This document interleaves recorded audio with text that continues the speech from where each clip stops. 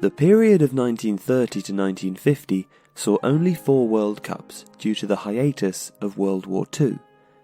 Tactically though, despite the 20-year span, tactical evolution occurred at a slower pace, marked by moments of innovation rather than the massive shifts that would come after 1950. Before 1930, football had shifted from its form before the 1880s, which saw a 2-2-6 formation move into the 2-3-5. The second centre-forward dropped back and became the centre-half.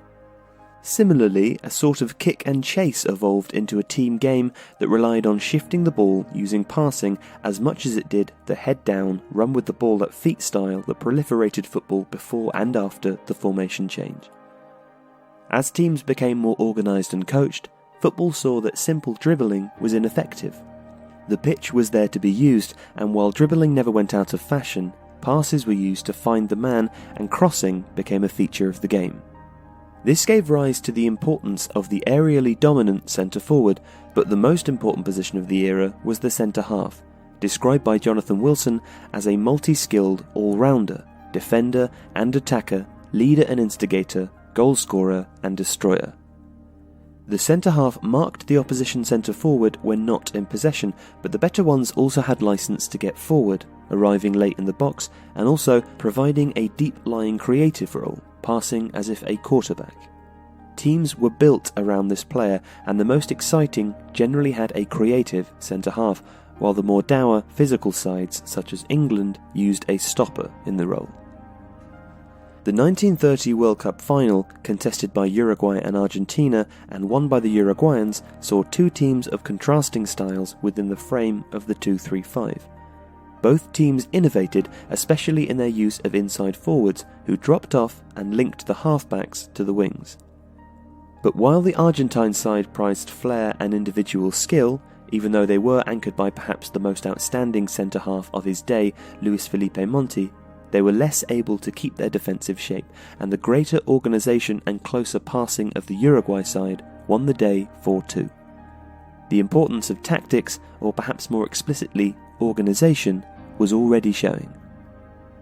Further innovation was provided in 1934 by Italy and Austria, though the tournament was marked by brawls and didn't do much to elevate the standing of football. 2-3-5 was still the preferred setup, but Italy, using the same Luis Felipe Monti who had starred for Argentina in 1930 and was now an Italian international, played Monti as a deeper centre-half where possible.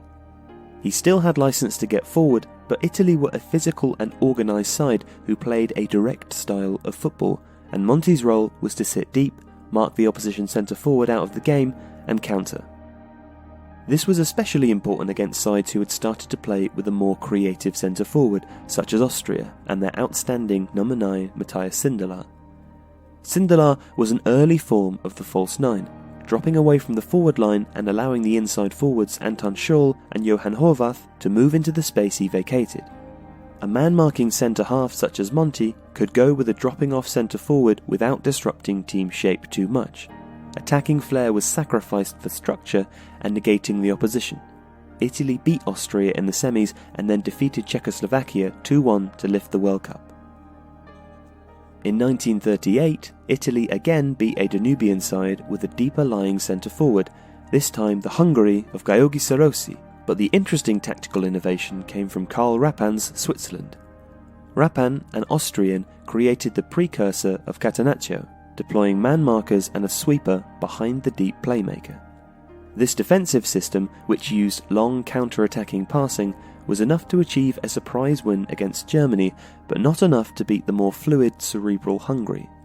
Nonetheless, the defensive mindset of Italy and tactics of Switzerland showed the direction in which football was heading, teams setting out to negate rather than match or exceed. World War II put paid to World Cups in 1942 and 1946, but 1950, hosted by Brazil, saw the 4th World Cup and the first in which the Jules Rimet Cup was awarded to the winners. The winners were not Brazil though, and their final defeat to Uruguay triggered a period of national mourning.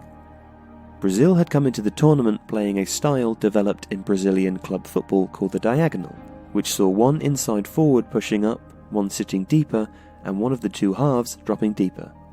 This was a change from the WM formation, which had now become largely the standard in world football, in which the centre-half had dropped off to become a third centre-back. The Brazilians played with style and swagger and brisk incisive passing that worked within the triangles created by the diagonal, but as the tournament progressed, Brazilian coach Flavio Costa switched back to a WM, restricting the positional interchanges that allowed Brazil to attack from everywhere. In the final, Uruguay, coached by Juan Lopez, set up in the style of Rapin. Despite Brazil taking the lead, Uruguay fought their way back into the game, and their organisation, defensive solidity, and their exploitation of Brazilian left-back Bigod's unfamiliarity with the WM saw them win 2-1. The match, known as the Maracanazo, was considered by Brazilians to be the nation's greatest tragedy. It was also a victory for tactics.